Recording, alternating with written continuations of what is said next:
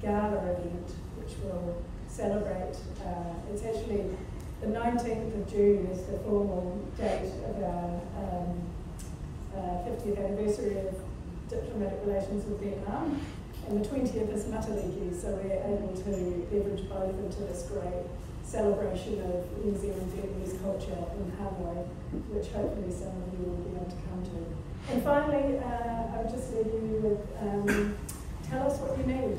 If you need something and you're not getting it through any of the resources that are available, and there are good resources, this council, the Asian New Zealand Foundation, NZTE has materials, INVIT has market insights. I think customs has a tool where you can plug in, I have butter and I would like it to go here, which FDA is the best one for me to use. You know, there are tools, it's just knowing about them and accessing them. I've probably gone on my 10 minutes, so thank you very much for your patience.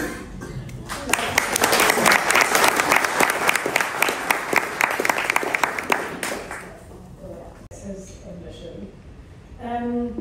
So the outlook for business in Vietnam is going to look better. The opportunity in Vietnam is huge.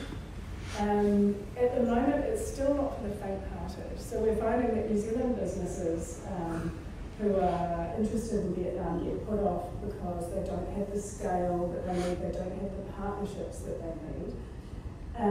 The best advice I could give, and probably I'm not the right person to be giving it, but this is what I'm told by our trade commissioners and other people, business people that I meet in the country, that is to develop your relationships with Vietnam and look for expat Vietnamese business people living in New Zealand, and look for expat New Zealand business people living in Vietnam. There's actually a huge network of people who want to help each other.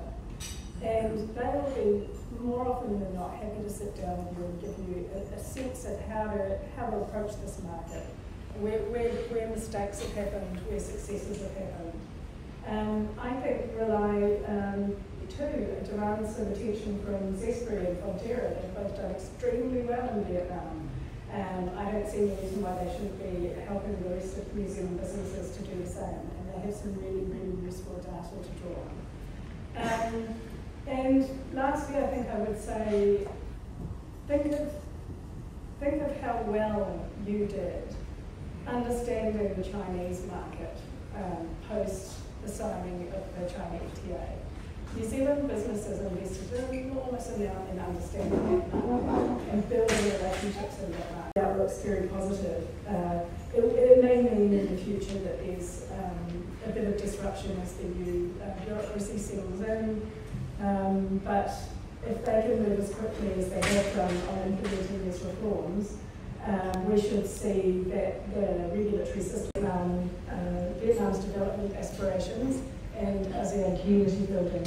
And our friends in Southeast Asia, I'm sure you'll all agree with me, have very long memories. And so while we are operating in a very, very heavily contested space in terms of building our relationships in Southeast Asia, we start from a better position, I would say, than many, because we established formal diplomatic relations with Vietnam in the same year that they established reconciliation, and we have, over those years, listened to what Vietnam wants and needs, and we have shown up and we have delivered. We don't have the biggest pocketbooks, but we have some very niche areas of strength that the Vietnamese have been interested in for a long time. And added to that, a very astute program of educational scholarships has seen thousands of Vietnamese young people, mid-professionals, PhD candidates, and higher-level professionals invited down to New Zealand to spend time learning in our country, learning about us. And it's interesting every time we host an education fair in Hanoi and we get all of the New Zealand universities and schools in the room together, they will always tell me that, and sorry other ASEAN colleagues, Vietnamese students are their absolute #1 preference. Thank you. And that is because they are smart, they come in very well educated, But more than that, they integrate in campus life in a way that most foreign students don't tend to do. It's very easy when you're studying in a foreign country to gravitate towards your tribe, but the Vietnamese students are absolutely hungry for all the new experiences they can have in New Zealand, and because of that, they develop greater networks, stronger friendships, longer histories. They tend to then go back and forth, and as the Asian New Zealand Foundation has found, some of them become quite successful in business and then drive some of our economic goals between the two countries. So we've been doing this a long time, but it was not expected that we would get a relationship update this year. We, at that time, were a minnow among giants. Vietnam had done comprehensive strategic partnerships with countries like Russia, China, India, the United States, and others, Australia. We don't compare to them at all in terms of what we can bring to the table, either economically or strategically.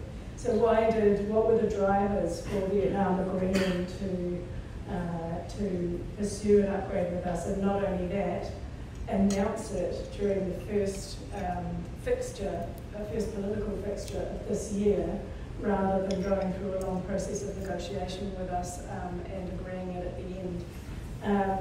There are several drivers for that. That long history I've just spoken about, which has created a deep reservoir of goodwill between Vietnam and New Zealand. Vietnam sees us very positively, and as you'll see, since doing the Comprehensive Strategic Partnership with New Zealand, Vietnam's now moved out to do several more with smaller countries in the region. It's taking into account the increasingly challenged external relationship, and it's looking to draw closer to traditional friends and partners, partners of trust, who share the same approach to the international order. That is that we support the status quo, and we support the rule of law.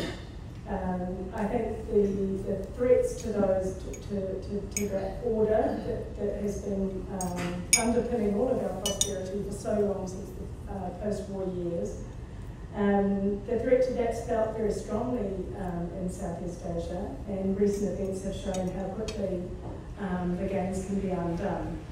So drawing closer to smaller countries and creating a sort of a bigger coalition of voices in favour of the international order that we want to see strengthens all of our voices and provides somewhat of a counterweight to the giants that we're navigating between. So there's no doubt that was a driver. We have an important development program. But across all of those areas, I think trying as much as possible to develop those people-to-people links through educational linkages, sport, culture. My background, my father's from the Pacific, and when I was studying Bahasa Indonesia, I just saw so many connections between the language in Indonesia and the languages in New Zealand across the region, and I think there's so much that binds us to Southeast Asia. They usually have the problem with the not very high awareness of the New Zealand in Southeast Asia. And to overcome that, I think that people-to-people connection would be very important. And when we talk about people-to-people connection, I would like to talk about the culture and sport exchange program. Because I heard a lot in the speech about political connection, economic. The significance of what they were facing if they couldn't get past this issue. But the thing I thought interesting about that was that they were going to NEV that zero tariff. So they were clearly signalling to the rest of the world that they'd do this deal with the United States, but they would stay within the international system of rules. Now what happens next is anyone's guess, because in Vietnam, what's happening now is existential, and difficult decisions may have to be made. But I think all indications are that Vietnam will remain steadfast with the international order, and so will we. So that drives us together, sort of bonds our intentions in a comprehensive strategic partnership, and it creates a new level of strategic trust. long history of cooperation in ASEAN, which Joanne's already spoken to, so I won't go into that, but that counts, that really counts, that we can point to 50 years of supporting ASEAN community building in ways that matter to ASEAN and creating a whole network of friendships and commercial opportunities that will certainly do us well in this environment and into the future. Positive public perceptions in Vietnam. The Vietnamese claim, I don't know, perhaps it's just what they say to me, to adore us. Many Vietnamese have been to New Zealand or have family in New Zealand, have had scholarships there or would like scholarships there. And those experiences have been positive for almost all of them. When you get the surveys back on their experiences, they're just transformed. It sometimes can be quite moving to hear how their whole worldview has been transformed after spending time in New Zealand and really getting the most out of it. But those are the connections, those people-to-people connections, which are fundamental to the friendships between our two countries and the developing trust. New Zealand also has some niche strengths that Vietnamese is looking for to fuel the next stage of its development. So it has very ambitious program of development. It wants to be a middle-income country by 2030 and a high-income country by 2045. That's extremely ambitious, and at the moment the one trap that they could fall into, and one trap the analysts are all talking about, is the middle income trap. So they make it to middle income, we think they'll do that given what we see them doing. But once you get to middle income, your key strengths such as low cost labour and manufacturing are no longer key strengths because your wages have risen and land's more expensive. So how do you then take your middle income into the next level?